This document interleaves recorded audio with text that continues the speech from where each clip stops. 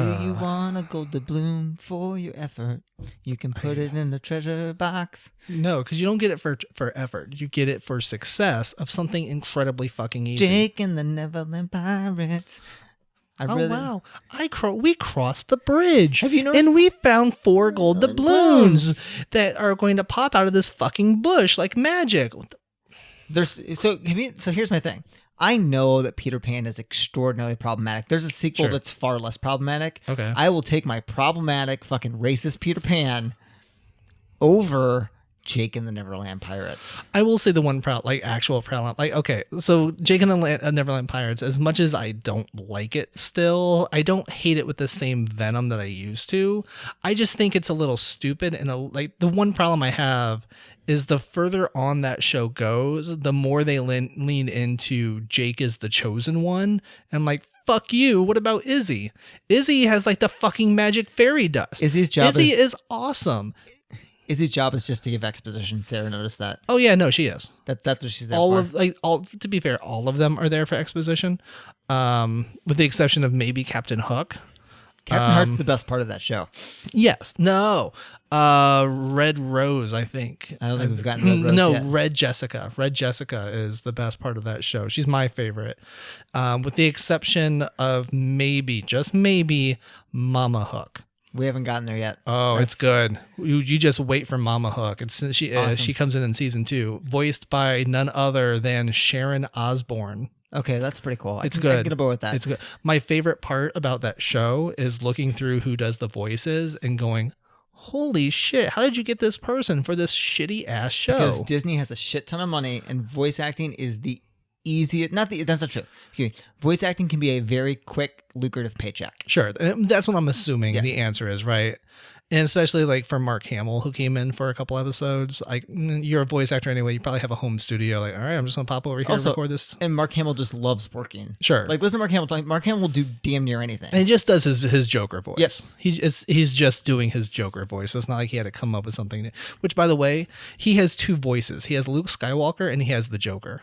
And he's made a shit ton of money off of that. And he's living his best life. Yes. And he's loving it as well, which is great. I will say, Mark Hamill, like, when you think about like actors and their career and like how it can go one of 2 ways and how you feel about it. I love how he has just leaned into being like, yep, I'm in this iconic film. I loved it. It was great fun. And I have this other career and I'm perfect. I'm happy. Right. I'm joyful. And that's it. And that's my life. Like, I got to make a bunch of money. I'm comfortable and I've gotten to be like I've been the like poster boy of goodness. And like, there are worse things to be in the world. I think he, as an actor, like, I always look at I think as an actor, he has a really good perspective on like, you've done something that 90% of the people in the field will never get to do and would kill for and loves it. Which is great. But on the other hand, like, I look at someone like Alan Tudyk, who is like, he's played so many of the best roles in pop culture and nobody knows who he is. Like, I'm guessing like at least like we have however many listeners, I'm guessing half the people I say Alan Tudyk and they just go, until you say Wash, then you might know it. Even then, like if you are a Firefly, like if you were one of the big Firefly fans, then sure. But like you hear the name, like, I don't know who that is. You see the face and you're like, you look familiar. But it's because he's in everything. Like, he's done a little bit of everything. I think it just depends on like how you view your career. I would be really, supposedly he's very nice because he lives in the East Village or did. I think as an actor, it just depends on like what your career is in your perspective, right? Sure. Like, I think some actors would be like, yep, totally good with this. Totally, I've made my money. I'm doing great. And some people might be like, this sucks. I wish I could have done more. I'm not sure. I would be really interested to know. I know, like, from interviews he's done, and then, like, when I say interviews, I mean, like, those, like, was it Nerd HQ things where he's on stage with Zachary Levi?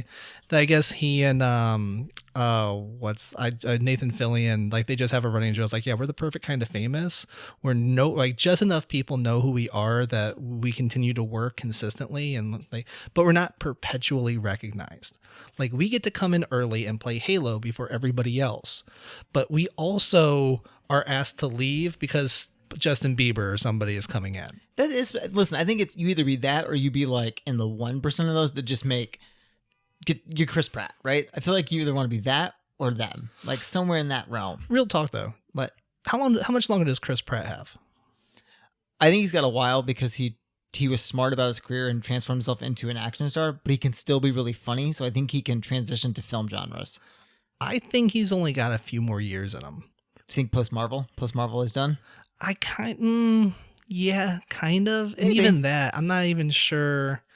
Because you just like Marvel has become such a thing in and of itself. I think that for the most part in the future, the people in the Marvel movies are no longer going to be like the household A-name stars. I think it's going to become more like the comic books where the characters become the thing and the actors become secondary. I actually would love that. As someone who likes comic movies, I think that's a great, where you still have a couple big actors who do it, but for the most part, it's like, yeah, I think you'll always have your face of the universe, or your Robert Downey Jr. Like I'm hoping it'll be Brie Larson for the foreseeable future, but her and Tom Holland. Oh, and Chadwick Boswick, the Black Panther. I don't think it can be Tom Holland because who knows how much longer Marvel will have Spider-Man. There's always like the fear that they're going to gobble him up, right? Well, so there's some news where since that movie broke $1 billion, some other rights reverted back to Marvel. Wow. I think he's there for a while. Well, that's good. That's good. I want that to be the case. I think they're going to age him into. I think that's why they wanted to go young, so they can keep a central character for a long ass time and let him grow and develop, so that he can become Iron Man, so that he can Miles be the Morales mentor of everybody. Yeah. Sure. Which is smart casting. Well, yeah, they're doing if Tom Holland is willing to do that. So far, he loves it. I mean, he's 20 years old, so that's the thing, right? Yeah. Well, they did that with the Shang-Chi. Yeah. That actor who's in. By the way, have you heard about the origin of that book? I've read. Yeah, it makes me squishy. They'll change enough of it so it's good. They will. It's going to be fine. It's going to be great. But that actor is in a show called Kim's Convenience that I love, and I'm cool. so excited for him because he's fucking great. Oh, awesome. Yeah, I was like, they cast him? All right. I was still hoping for Johnny Chow. Is Johnny Chow Chinese or Korean? I don't know. Because the actor they cast is actually Chinese, and that was a big deal. Oh, but he's not actually Chinese. He's Chinese Canadian. Yeah, right. But a lot of people have made a big to-do out of that. You can't win. You can't win. So who cares? Yeah. Cast the good actor. Yeah, he is a good actor. Not that I'm saying this other guy isn't a good actor. I don't know. I like the actor you're talking about too. I told Sarah that's who I thought. Actually, fuck that. Cast Vin Criticorn. I want you to cast Vin Criticorn. Vin Criticorn. He is a tremendous stage actor. He is. I know him from I know various places in my own personal life, including my background in theater. But he's actually a tremendous actor. He's won some. I believe I always get this wrong. Thailand award. Some. I believe it's stage awards in Thailand. Okay. Yeah, he's really doing well and getting a lot of notoriety right now. So I'm hoping maybe I would have liked to see them cast him, a true unknown. You know what? There's only one friend in your life that you should want to be cast as a superhero, and you need to send your vibes in that direction. As soon as that person grows an extra foot, I'm sure his dreams Wolverine will come is true. 5'3". God damn it. That's true, but he's already cast by Dan DeVito's already gonna play Wolverine. Oh, that'd be so good. God, that's we need to get started. Okay, we have to get started. Right, sorry. Hey everybody, welcome to Two Dumb Dads. I'm Chris. I'm Nick, and this is episode 59 for August 2nd. So this week on the show, we're going to talk about something we're both kind of going through right now, and that's potty training. Fun times. When I say going through it, I mean, I don't know about you, but we're fucking crashing and burning at every corner. So I don't know. We thought it would be a fun, stupid thing to just bitch about for a while. Yeah. But before we get into that, it's been a while since we did an adventure. I kind of screwed up last week and maybe didn't sort of kind of post it. So I thought maybe I would throw that in here. So I'm going to go ahead and go first because I have one planned that I really want to complain about. And that is Thea kind of hates me right now. Oh, no. Like she don't get me wrong. Like she super loves me. She's a sweet kid. But she really just wants mommy. And anytime I show up or I try to do anything, she will just look at me with the sassiest face and just go, "No, Daddy, I don't want you. No, Daddy, go away. Don't talk to me. Daddy, no. No. Don't talk to me. Daddy, you're not being nice." Like, God damn it, kid. Like, I just fucking asked you if you wanted pancakes. I'm trying to make you some fucking pancakes. Just say no. I don't want them, goddammit. I mean, that's what Miles does, and guess what? That gets really tiresome too. No, no, no, no, no, no, no. No, but there's a difference. Like, I'm saying, like, just say, like, no, thank you. Cool. I'm done. I will go make whatever I want now. She literally, like, we drove home from hanging out this weekend, and she was holding a squash that our mutual friend gave her. Mm-hmm. And she was like, the entire drive home, she's like, I want this squash. I want to eat this squash. Let's make this squash. Like, okay, we're going to make this squash. No, mommy has to make the squash. Okay, but mommy doesn't cook. But mommy doesn't do that job in this house. Like, I'm just saying, like, I'm not saying like, no, but mommy's a better cook. And like, Aaron literally started laughing. I was like, at least my wife knows. At least she's on my side on this one. That's called a lie. It's not called a lie. It's like, it's just a misperception, right? Oh, like, okay. in all reality, I realized I'm usually finishing up cooking when she gets home, or I'm finished cooking. So as far as she knows, like, she goes in, she sees what has been made. It just got made magically. I didn't see Daddy, but on the weekends, like, usually once a weekend, Aaron will cook, and otherwise we have leftovers or something out of the oven. And so she probably only sees Aaron cook. Also, if Aaron makes anything at school too. I guess that, I don't know. If they warm up chicken nuggets, that's probably or a like thing French fries. too, right? Yeah, she probably has, if not does. So either way, it's just like, God damn it, kid. Like, so I came home. We sat around. I finally asked, like, Thea, do you want this squash? And she's like, yeah. Okay, great. So I went in, I made her the squash, and then I brought her the squash, and she started to like eat, like she was about to take a bite. I was like, oh, good. I'm glad you like the squash I made for her. She's like, no, mommy made it. No, I made it. You just saw me cooking. Like, no, I wanted mommy to make it. Like, God damn it, kid, just eat this fucking squash. That's so good. So that's just my life right now. It's like everything that happens is like, oh, no, not dad. I want mom. So Yep. It's not funny. That's everything. Funny. That's everything in my life right now. I wake up in the morning like, okay, Aaron's still in bed.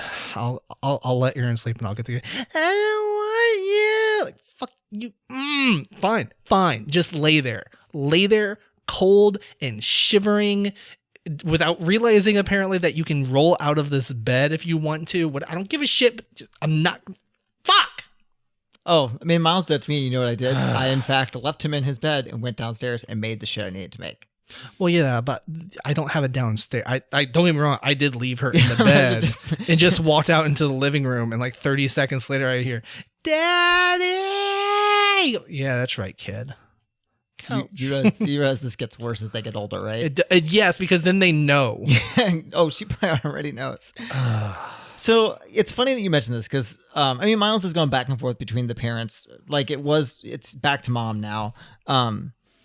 So just a thought. Have you thought about, like, even on the weekends when you're all together, just taking her and being like, you and me are going? Yes, we do that. Okay. Where like Aaron's not there and it's just you and her. Yeah, I mean, we have daddy-daughter days. And for the record, we have them often enough that she told Aaron a couple last week that there were no mommy-daughter days, that you do daddy-daughter days. Mommy-daughter day isn't a thing. And so that broke Aaron's heart. And so she took one like the day after I had one. Yeah. It's like, no, that's a thing that we do. And she enjoys, like, don't get me wrong. Like, she loves me. She's a good kid. Yeah, it's not like literally everything, but most of the things right now, or at least often enough that it feels like all of the things. Well, and she's always been mom centric. That's not anything that's pretty consistent. It's pretty consistent through like. Yes, mom is still the favorite. It turns out a year, whatever, however long it was of breastfeeding, will do that to a kid. It's also just who she's with more. Yeah, and that's kind of what I wonder is actually what's happening right now. I think that's 100% what it is. They have a lot more help at work, and so Erin's been in the office most days, and so she's just not seeing mom as often. Yeah. So she wants it made up in other places. Yeah, and if that's who the parents she's used to being with, which, it's funny because you see that, I think that's why Miles switches so often, is he's been around between going to daycare and being around teachers, right? Well, we're absent from that. And then just socializing with a lot of different people. He's pretty good about he's gotten out of the shite where he'll go to anyone, right? Like there's like, Sure. he sees you, he's excited. He sees Aaron, he sees our other friends, and so, but I think some of that's a product of, I mean, we try to socialize him outside of us, but also like we're not there 3 days a week. So he can't really get attached to one of us in the same way that I think Thea can when her mom is also her teacher and there all the time. So like you're combating like just the maternal attachment in general, plus her being with Aaron all the time, and then maybe her not being there as much. So it's like there's just so many things you're combating to like get that attention. Right. And then she probably also knows it makes you angry and does it for that reason too. Because kids are fuckers. No, she does. She calls me Chris for that. Because we've started like now that she's, you know, aware and conscious enough to know like the shit we're saying because she's called me Chris for so long because mommy is Miss Aaron at school, so daddy must be Chris too. So I finally have something like I'd really like you to call me daddy. Yeah. And so I realized like, okay, I'm going to start punishing her. But I'm going to punish her in a cute, fun way to point out like, look, no, I don't want to be called Chris. I want to be called daddy. You're supposed to call. And so when she called me Chris, I would tickle her. Unfortunately now it's a game. And so she'll call me Chris and I will tickle her. And then it becomes like, oh, I called you Chris. Tickle, tickle, tickle. Yeah, she's fucking with you. She's fucking with me. Yeah. How about you, Nick? What are you? Well, so what is you? Just are you a person? Are you? So Miles is a fucking shithead right now. Just from gonna be honest, it's been like back into tantruming. So we got him off of his pacifier, and that took like 4 days. Where like he could be without it and stopped. That's not so bad. No, but it's had other repercussions. So for example, there was 2 days of daycare, then we did it at home. I cut the pacifier off, said it was broken, and he's asked for it like twice since that in the last 2 weeks. So that's great. That's fantastic. But that also means that like it has led to other things that I think the pacifier pacified. Right, yeah. So he has slowly started, even with the pacifier, had stopped taking naps, and that's just gotten worse, where he's just going off naps. And I also understand that like kids drop naps at different points. My nephew dropped a nap at like 2.5. Sure. I think Miles is starting to drop them too. Yeah. But he also just doesn't want to go to bed at night now. And so instead of like, some kids will manipulate you to keep them up, right? Mm-hmm. He's just throwing tantrums and he's hitting a lot. And it is primarily directed at, he'll do it to both of us, but it's primarily directed at me. Mm-hmm. And I'm legitimately at my wit's end with it. Because I think now, because he doesn't want to go to bed, and we still put him to bed, right? And I'm the one that does that 99.9% of the time, that anger and aggression now is directed at me. So he just doesn't want me around as much. Which that doesn't, like, again, he's going to vacillate back and forth. But the aggression about it, and I, honest to God, have hit a point where I don't know how to handle it. So, like, last night, he did that where, like, we know it was like 9:15. He didn't take a nap. We're like, all right, you got to go to bed. He's like, no. And then he's like, I want to snuggle mom. So we're like, that's fine. Okay, snuggle mom for 10 minutes. 10 minutes, snuggle mom. And then we're going to bed. So I go pick him up, take him to bed, and he gets upstairs and just loses his mind. And wants nothing. Doesn't want a book, doesn't want an animal, doesn't want a blanket. So I'm like, trying to comfort him. And finally I was just like, you know what, I'm leaving. I was like, all right, good night. I love you. And like, have fun. And so for the next 30 minutes, he fucking lost his mind up there until he fell asleep. A week before, so that's because that was my wit end. So I didn't know what else to do. But what I'm really at is he's at a point now where when he's having these outbursts, right, where he's hitting me, I don't know what to do. So if we're just sitting there and he gets mad about a random thing and hits me or throws something, it's an immediate timeout, like immediately. Because that's easier. I can see him like calculating the like, I'm going to do this to make you angry or express my anger. And you can't do that. When he gets in these fits of full on tantrum where like you can't communicate with him, I don't, like timeout doesn't work. He just wails. And then the part of me, like, I just kind of hugged him one time until it like, it stopped. I've let him just kind of hit me in that like hug. I mean, I've gotten to the point where, and I said this on the non-released episode, and it didn't happen, but I was almost to that point where I was so frustrated and so angry is not even the right word, but just like depleted that I almost spanked him. I almost to that point where like I went to that point of what was done to me as a kid that I'm not going to do. But like I hit that like barrier of not knowing what the fuck to do. Yeah. Because he's so upset that you just can't, there's no reasoning. And then, eventually it stops, but it's rough. It's rough right now because I just don't know. I don't know how to handle it. I mean, luckily it's primarily just directed at me. Like most of it's directed towards me and not Sarah or teachers or other people that he's around. Sure. But he's learned, it's weird. It's like he's learned the definitive power of no, but then also not understanding that it doesn't always work the way he wants it to work, that there are ground rules. And so I think he's pushing that and he knows this thing frustrates me. And I don't have anything to like give him anymore to kind of stop it. And plus all that, like he's waking up a little bit more. He doesn't wake up a lot, but it's enough that like you get up to give him some water. So I'm getting less sleep again, which I'm sure compounds this. It's just tough, man. It's just a rough spot to be in. That sucks. Yeah. And not knowing how to handle it. Right. So one thing I heard you say is that if you put him in timeout, he just wails. If it's that level of like frustration, I don't even know if he understands he's in trouble for it. Does that make sense?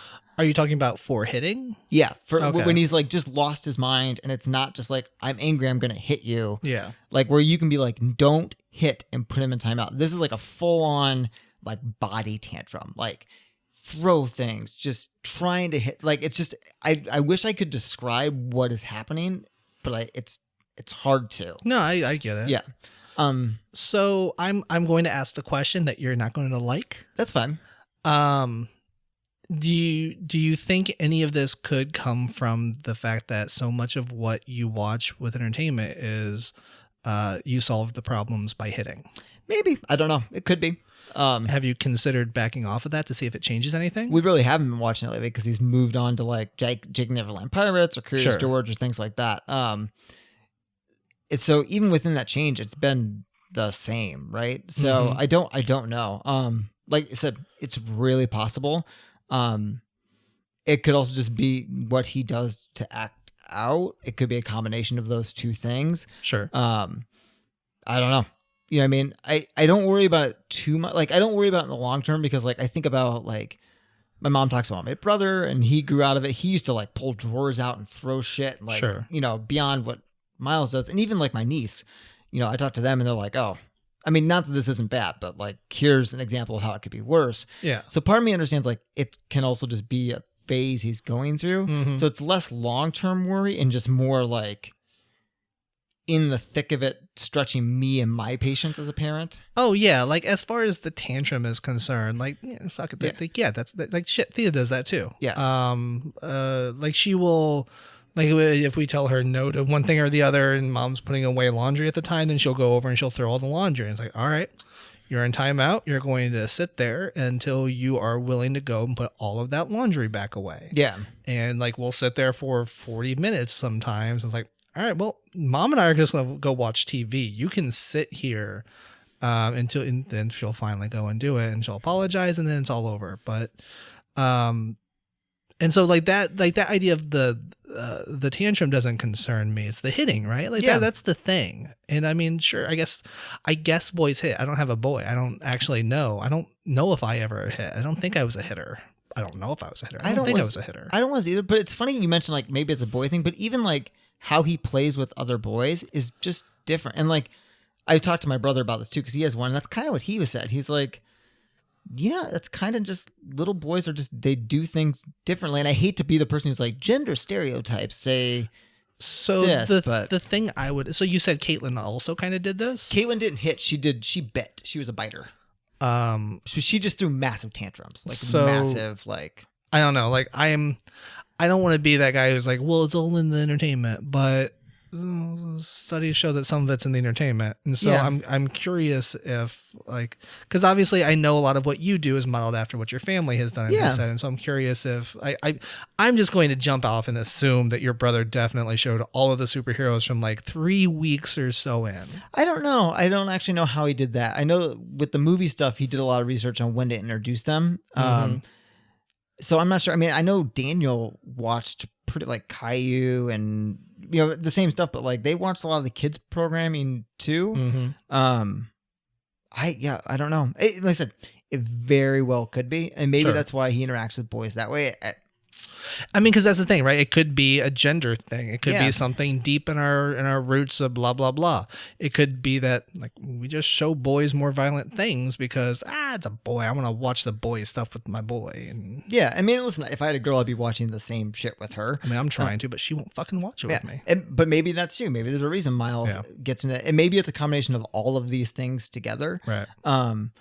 It's for me and I know it's frustrating for Sarah too, because she gets some of it as well. But like for me, as someone who's with him those 2 days, or just when it's usually he's very affectionate with me. It's just rough. I mean, and listen, he still has good days too. Like Sure. you were with him this weekend where he had a blast, and he's a good little kid. Yeah, he had fun. And even He's a good kid. and when we left that, he had a meltdown. But like I get it, because you're overtired and like you don't want to leave and stop Right. having fun. Yeah. But man, it's a rough one. And it's rough at the moment. Yeah. Rough. All right, let's transition into the other rough thing. Yeah. So let's talk about potty training. We are both dealing with like this weird age. I think we kind of teased this a little bit on the our last episode, where like our kids are officially to the point where we have to change their diapers because they're not potty trained. But Yeah. if we try and do this in a public bathroom, they're also old enough that they can like talk to the various other people in the bathroom while they're being changed. Yeah. And at least for you, it's a boy in a boy's room. But for me, it gets really awkward when there's a little girl in the boys' room and like a kid, like a 10-year-old boy comes in and she's going, "Oh, what's he doing?" I'm like, I don't want to embarrass this 10-year-old boy. He's going to the bathroom. Why is he standing up? I am happy to talk to you about this at home, but this is I don't want to embarrass this 10-year-old kid who's probably like just figuring this stuff out for himself right now. Yeah. Like not, literally, but you know what I mean? No, I It's understand like, what you mean. So it's time. It's fucking time. We can't fucking figure this out. And it's funny because Miles is just starting to be interested in the toilet, like being around it. But even he's like, we can't, like, well, it's hit or miss, right? You can be like, you want to sit in the toilet? Yes. But then 3 days later, he doesn't want anything to do with it. Right. I don't know. I don't know. So here's what I say we do. Let's start by discussing how we've approached it thus far. Okay. I'll go first because we've been doing this for much longer than you guys have been doing it since like we've been doing this for like 6-7 months now. Yeah. So we've been doing what they do at Erin's school, or I guess Thea's school, at the school. Yeah. At the eponymous school that you always hear about. At daycare.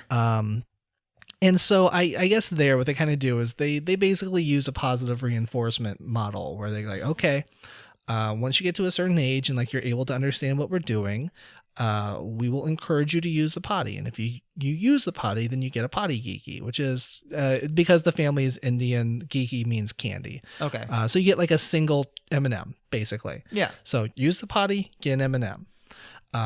This worked for quite a while, I would say for like a month or two. Like if she would sit on the potty, she would get a geeky, and then we would move it up. Like, okay, so now if you go potty, you get a geeky, but you have to go potty first. And so that worked for about a week until she realized like,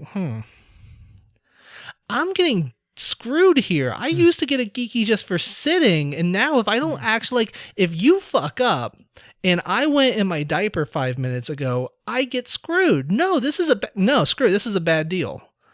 So then she just kind of stopped.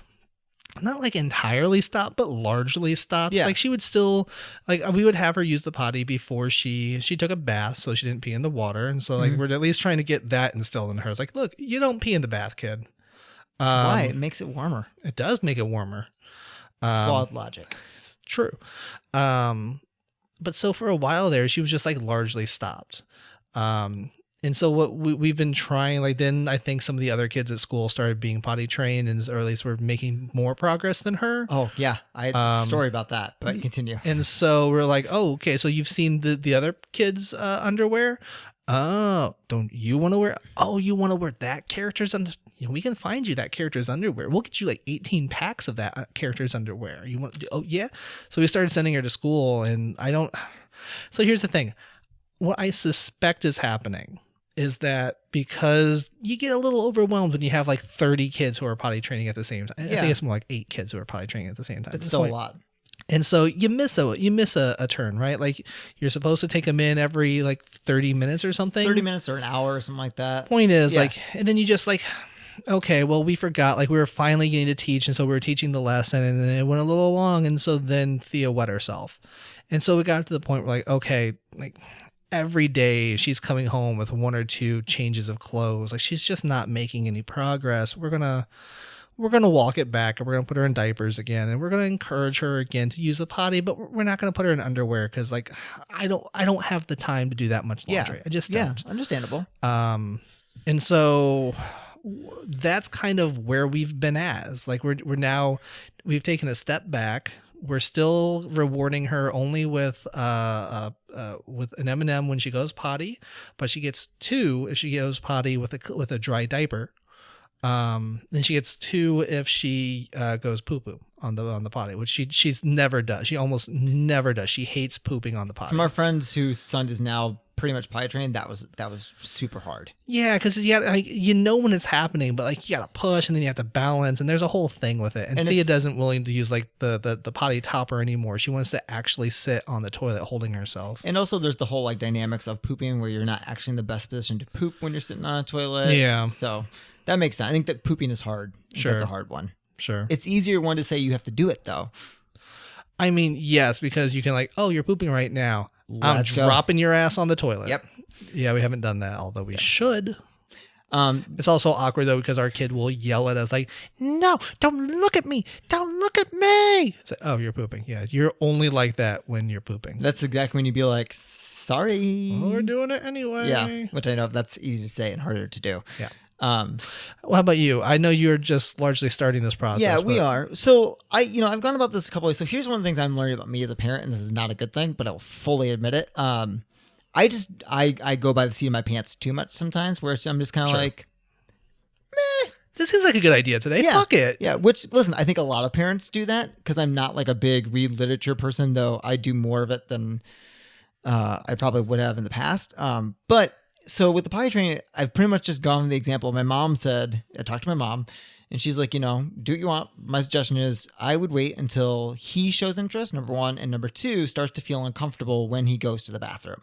So like, mom was saying that some kids they'll start to be, they don't like to feel pee, right? They don't like the way that feels. And that's how you eventually get them to be like, well, if you don't like that, then you should use the potty.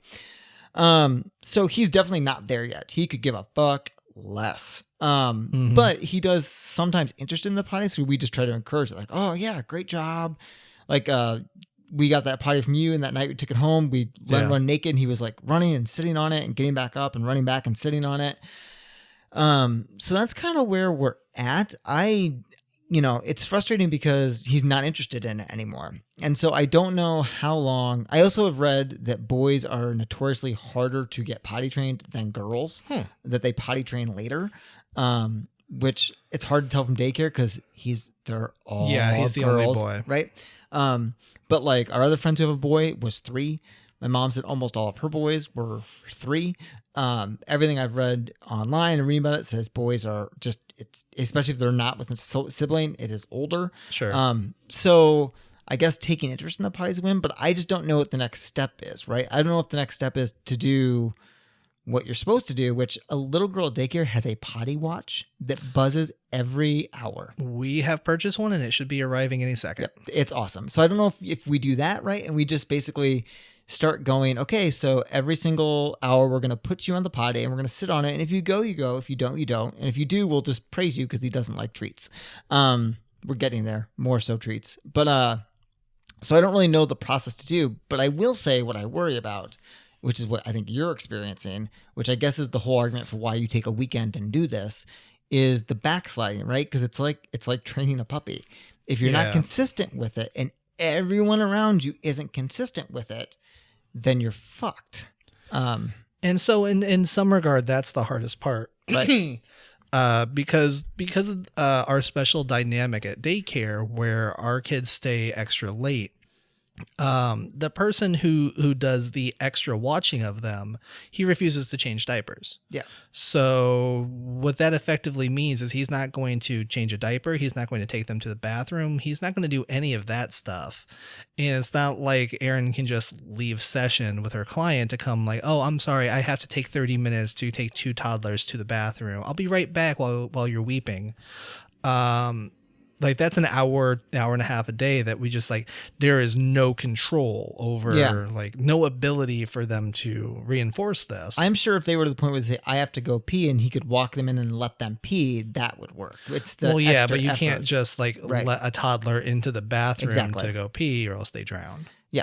So it's funny. I think I was thinking about this the other day, and even though Maybe we're not drown, they can lift themselves out of that. Yeah, water. they would just make a mess. They'd probably just make a mess or just wet themselves anyway. Something. Right? Something bad would happen in a bathroom. So I almost think the only way to deal with this, bathrooms feel like the artillery range of toddlerhood, where it's like something bad should happen in here. Like it just feels like a room in the house where like with all of this dangerous hard crap, something bad should be happening here. There's razor blades, there's like nasals, there's clippers, there's scissors, there's like everything is slippery. Like literally the room is designed around slippery shit. Something bad should just always be happening in this room. Shit goes down the toilet that shouldn't be down the toilet. Yeah. That's the thing that scares me. The like, oh really? I flushed a sock down the toilet. Yeah, I've probably done that. I know, but that's when you have to call a plumber. Honestly, the calling the plumber isn't the thing I'm afraid of. It's having the conversation with the plumber. It's like, I was jerking off with it. That's what happened. I was jerking off with it. It's like, let's just like, that's what you're thinking. Nothing I say is going to convince you otherwise. Like you can see the pictures of my toddler in this house, but you're still going to assume I was jerking off with it. Just suck. So let's just go with that. Let's go with it. Like, look, guy, whatever. Like, I'm just going to tell you right now, whatever you find in there, I was jerking off with it. I don't care if it's a razor. I don't care if it's a dead cat. I was jerking off with it. You're going to assume that anyway. Can you just fix my shit? Then he'll give you your jizz sock back. You know what I think probably has to happen is luck. A lot of luck, but also taking 3 to 4 days where like you are home and like you have her and you do like you don't go anywhere. You sit in your house with her. Me too. Same thing, right? Like and you just militantly put her on that fucking potty when she's not at school, right? So you're like, I'm going to keep her Thursday, Friday, Saturday, Sunday, Monday, and we are going to learn to use the potty. And just know that 3 of those days, just you. And then you can let Erin tag team it when she's here on the weekend. And like, yes. Okay. When you're saying it that way, yes. I thought you were talking about like the naked weekend model. That's kind of what like I'm saying. And see, I don't think we can do that. Like just looking at the plate, like we can't do it outside between like the way our neighborhood is set up or like neighbors are real close and our ridiculous mosquito problem when even though they sprayed twice in a week, still have them. Yeah. So we can't do the outside version. We can't really do the inside version because we rent and our hardwood floors are old and crappy. And if you piss on these hardwood floors, it's just going to soak in there forever. So I think you probably need to put her in underpants, but then just every half an hour, put her on the potty, right? Yeah. It's the puppy version. It really is. It's like, we're going to sit on this potty every half an hour, regardless of what's going on. And for 4 days, we're not going anywhere. Yeah. That I think is probably the harder part. It will be for us because we like to take him places and do things, and you get homesick. I think you'd have the same effect doing that. You're still gonna have cleanup, like you just are. Mm-hmm. I'm hoping that we had a little. I'm hoping that we'll have made progress, and I think we screwed up. And like after I've only realized. Let's try it this way.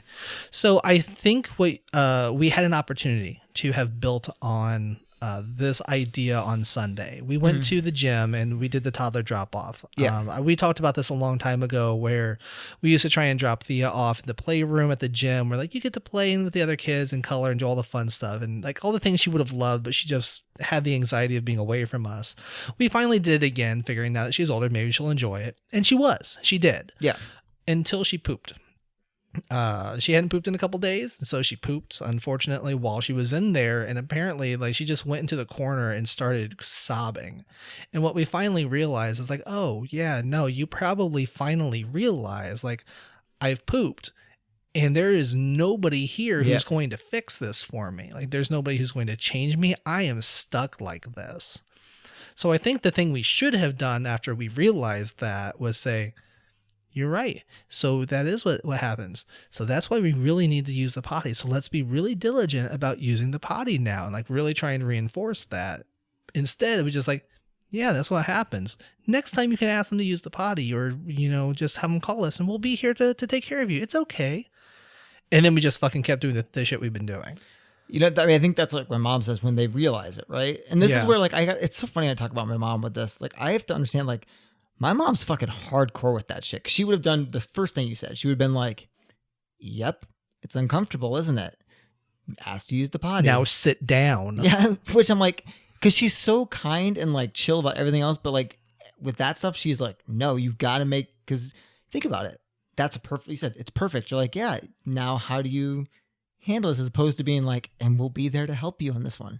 We're not there to help you anymore. Yeah. But it goes against like, it goes against like the attachment parenting model that like, let's be honest, it's kind of what we're doing. Yeah. Like we're not following any book, but we're basically doing attachment parenting. Yeah, which is probably the way you're supposed to parent in most situations. Yeah. But I think this one you're thinking right. I think this is the like, yep, it's uncomfortable.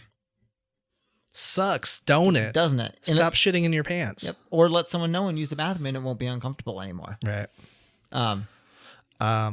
Yeah, so I don't know. Like that's the thing we probably should do. But what we're actually doing is we bought a watch that tells us. I think that's awesome. Like I don't know exactly how it works because I haven't seen this yet. But Aaron saw it on the kid at school. Mm-hmm. And from what I understand, it's basically like a little timer that attaches to the kid's wrist, and it goes like, okay, hey, it's been 40 minutes. You should really sit on the potty now. But it worked. We dropped Miles off, and this little kid went off on this little kid, and that little kid was like, that's my potty. Like was really excited about it because it makes like a special thing. And I mean, we were talking to the teacher today, and the teacher there was like, she is probably going to be potty trained before the other kids, and she's one of the youngest. Now again, she has a sibling, so that helps. Sure. But like I was like, man, the potty watch. If I can get Miles to wear that shit, right, that might actually be a really great idea. So here's my personal guess of what's going to happen. By this time next week, all the kids are going to have one of those, and they are still going to miss their potty times because you're still going to have 2-3 people trying to do like 8 kids potty times. Yeah. I mean, I'm going to wait. I think we're going to get one for him, but we're definitely going to wait till he's like more. Yeah. Same thing. Like kind of. Hey, if Thea's potty trained, you can just have ours. Yeah. But I think that helps though. Cause if he's going to be later anyway, cause boys tend to be later, if that's truth. And it seems like it is. And he's behind everyone a little bit on it anyway. Having all the other kids do it is just going to reinforce, hopefully, his want to do it. Sure. At least he can jump in a pool. I got to give him that win. Thea will jump if she's holding a hand.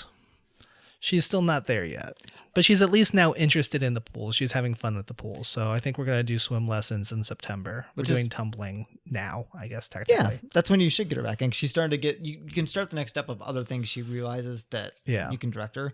I'm not going to lie, this is totally off topic. I'm so proud of him with the pool. Like, I'm so proud. Like, it's like a proud parent moment of like, my kid is fucking owning the fucking pool, and it's really cool. It is a cool parenting. Yeah, he was really good. He was really kicking. Yeah. He was doing great. Which that's what you're supposed to do. I was like, way to go, buddy. Way to go. Turns out you're supposed to kick in the pool. Yeah. Turns out it's hard to get kids to do it though. Is it really?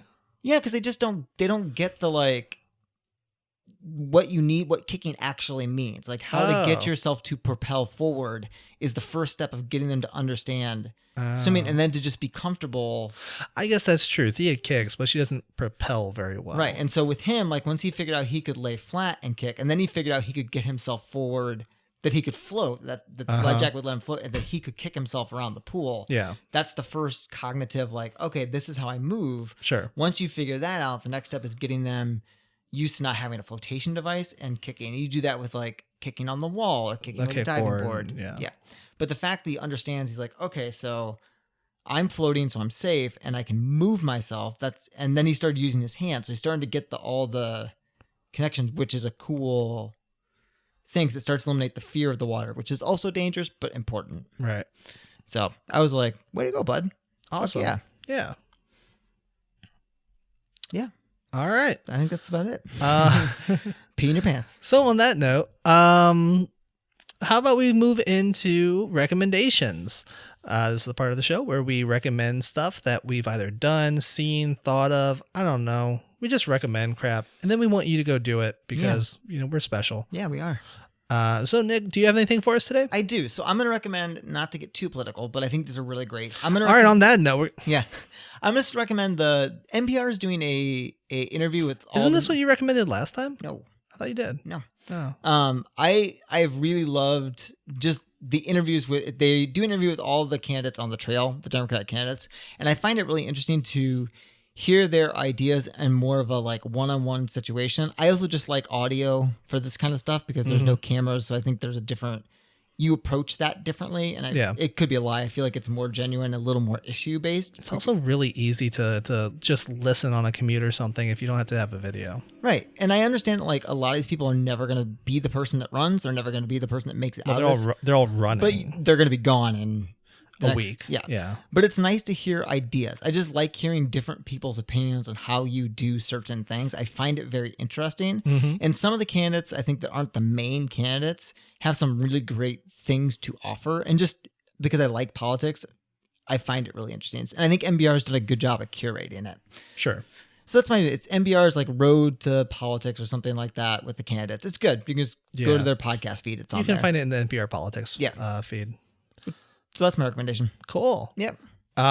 So my recommendation, I feel like I probably recommended this a long, long time ago, but for whatever reason today, it just like it dawned on me again, just how like the best thing we have invested in by far, like of all of the dumb crap we've gotten, like the special toys, the special whatevers, the best thing we did was we bought a little table that had a couple of it was an IKEA table where like there's a couple of buckets and then there's some boards that cover up the buckets. And so like we have used this for everything. You've heard me talk about this several times where like we eat dinner around this table, we color at this table. Like this is our multi-purpose do everything table. It's the center of your living space. It's everything. Yeah. It is by far the best investment. And the reason why it's the best investment is because we came up with the brilliant idea, which was inspired by your door at your old apartment. Which I proposed to my wife on. Which you proposed on your wife on. Where we just painted one side of those boards with like the chalkboard paints. And so it has become like the easiest coloring tool ever because all she has to do is grab her chalk and it's like, oh, fuck it, I'm just going to color on this board. And because it's her table, like if she spills, we don't care. If she like accidentally goes off the paper and colors on her table, I don't care. This is your table. This is your thing. You can do whatever the hell you want on this within reason.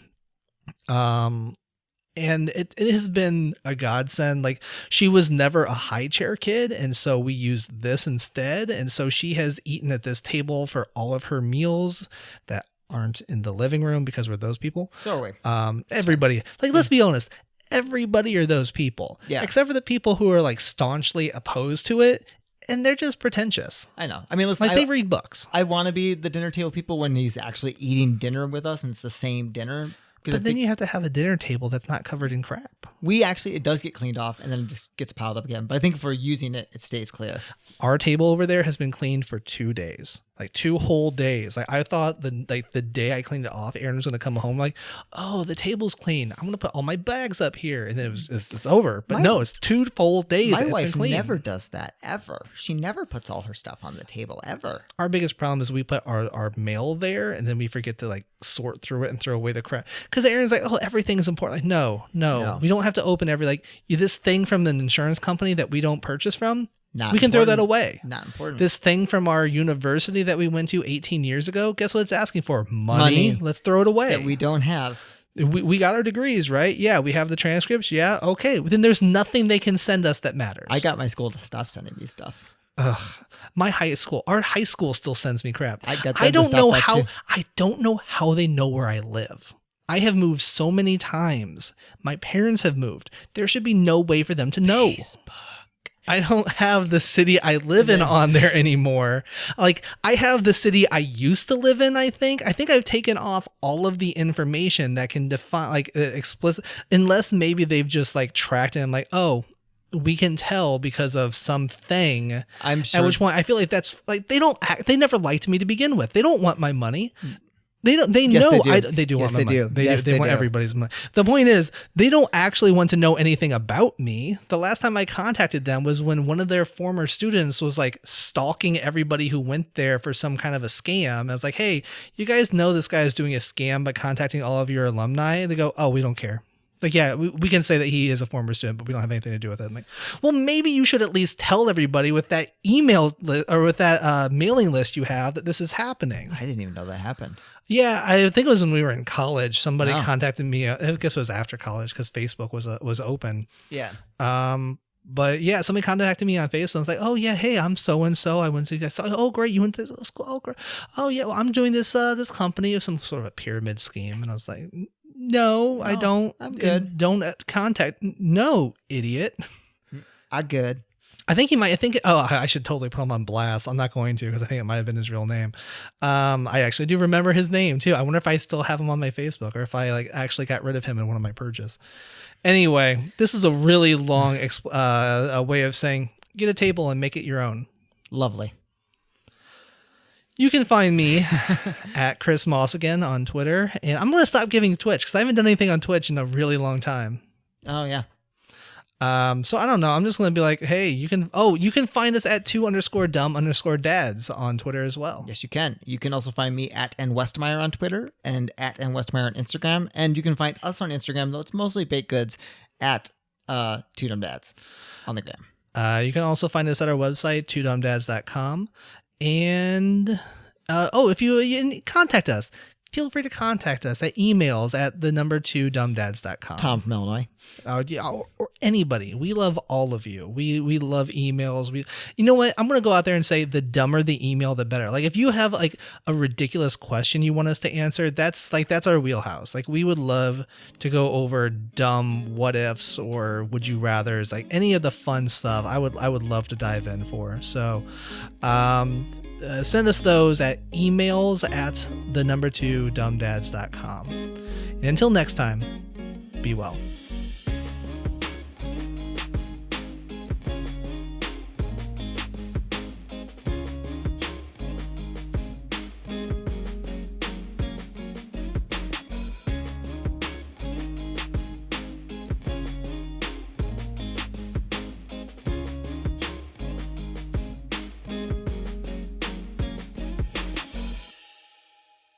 Hey, Chris, ask me a question. How many people do you think it would take to build a road out of wood? 3. Ask me if I poop my pants. Have you ever seen poop in another person's pants? Yes. I poop my pants. Later.